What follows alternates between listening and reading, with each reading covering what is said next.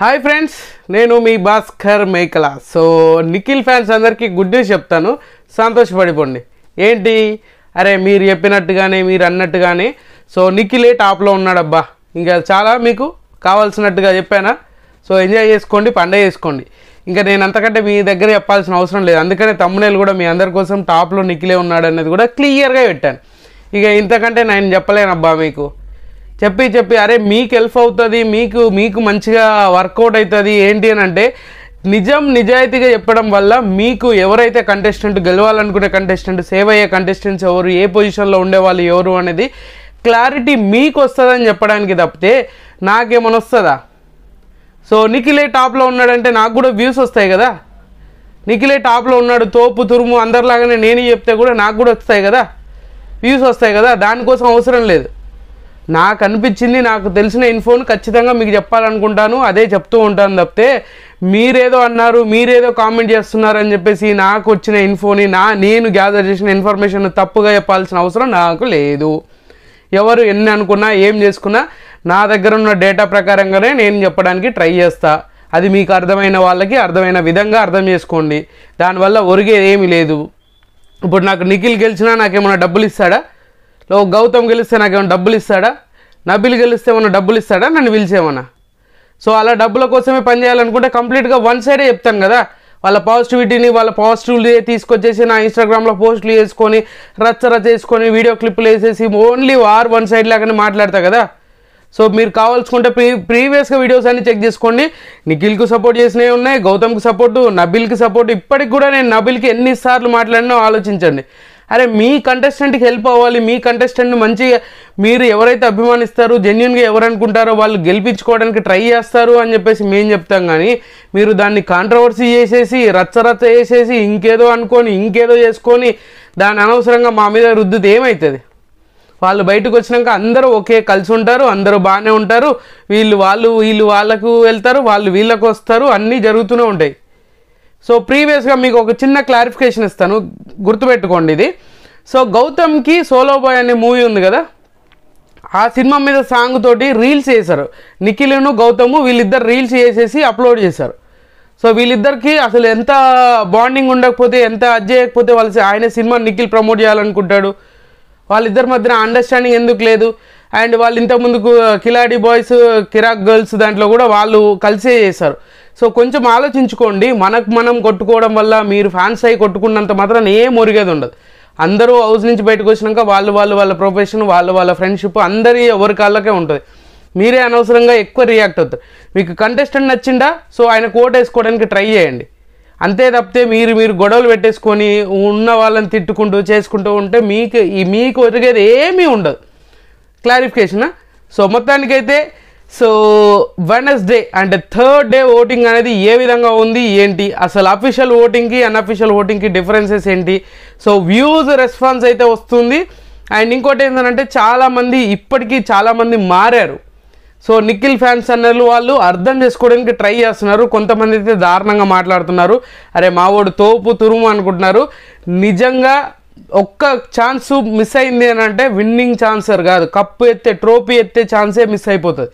So అందుకే పదే ఎవరికైనా గౌతమ్ అవని, నిఖిల్ అవని, నబిల్ అవని, ప్రేరణ అవని, అవినాష్ అవని ఎవరికైనా సో వాళ్ళ పొజిషన్స్ ఏందని చెప్తే వాళ్ళ ఫ్యాన్స్ యాక్టివ్ అయ్యి ఓట్లు వేసుకుంటారు అనేదే మా తాపత్రయం తప్పితే ఇంకా మీరేదో చేస్తారు, ఏదో కంటెంట్ చేయాలనుకుంటే ఏదో ఒకటి చేయొచ్చు మేము.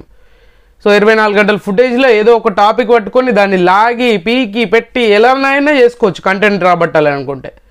సో అదే అవసరం లేదు. జెన్యున్గా మీకు నచ్చిన కంటెస్టెంట్ని గెలిపించుకోవడానికి ట్రై చేస్తారని.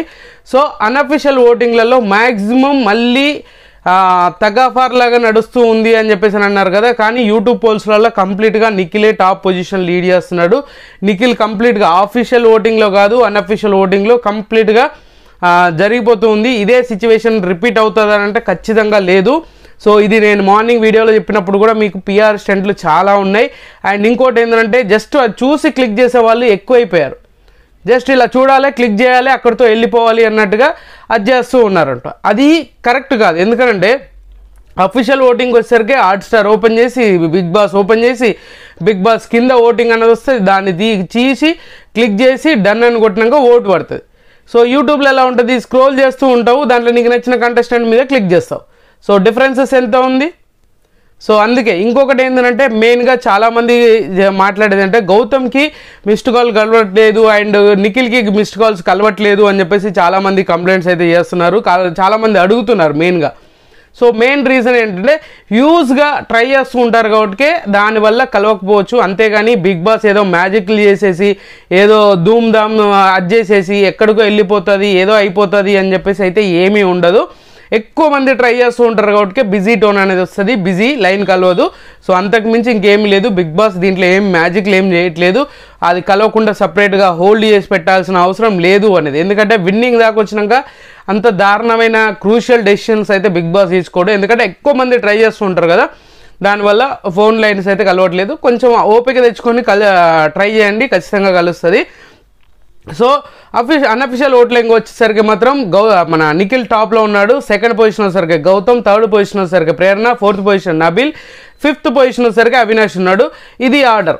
సో హ్యూజ్ డిఫరెన్సెస్ నిఖిల్కిను గౌతమ్కి హ్యూజ్ డిఫరెన్సెస్ ఉంది. ఆయనకు ఇప్పుడు చూసుకుంటే మాత్రం 45 దాకా మ్యాక్సిమం ఓటింగ్ అనేది వన్ సైడ్ అయిపోతుంది.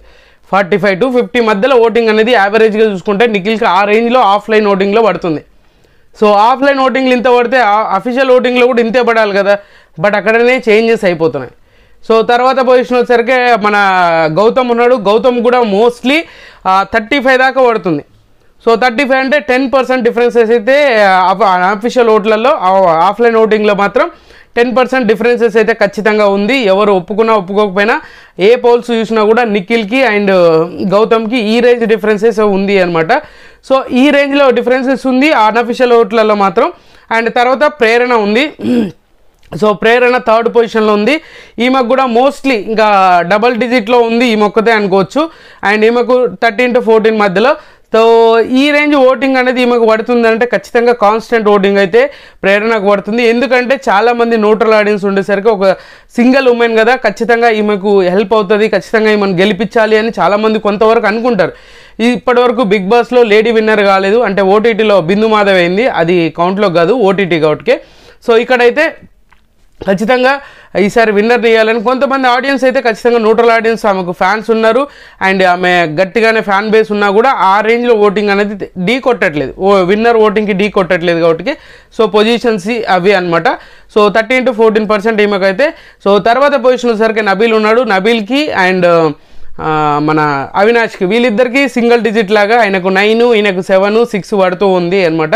సో ఈ రేంజ్లో ఓటింగ్ అనేది నిజంగా ఇంత చేంజెస్ ఉన్నాయా, ఇంత వార్ వన్ సైడ్ లాగా మనం కంప్లీట్గా మన అభిజిత్ లాగా అండ్ కౌశల్ లాగా వార్ వన్ సైడ్ కంప్లీట్గా అయిపోయింది అని అంటే ఖచ్చితంగా కాలేదు.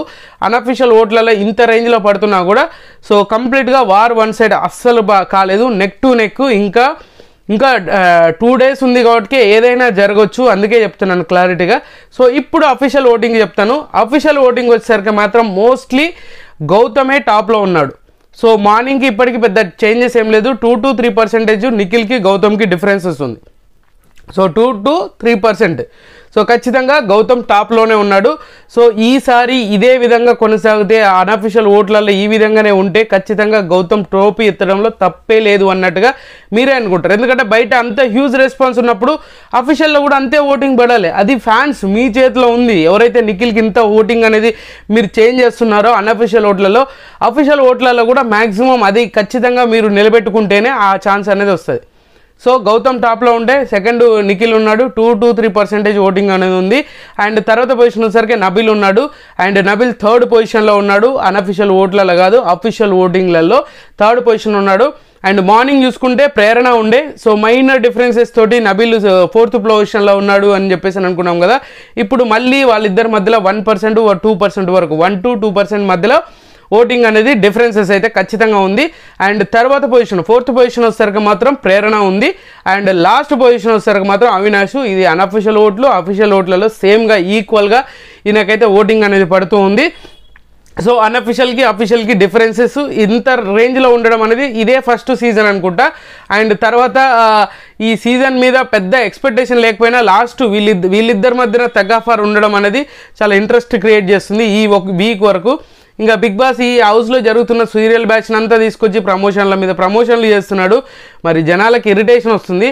ఇంకా నువ్వు విన్నరు, నువ్వు ఇది, నువ్వు అది అనుకుంటే ఇంకా దీన్ని లాగుతున్నాడు. సో మొత్తానికి ఏవీలు ఇంకా ఈ రోజు నుంచి ఏవీలు ప్లే అవుతుంది. అండ్ అవినాష్ ఫస్ట్, సెకండ్ వచ్చేసరికి నిఖిల్, తర్వాత గౌతమ్ది.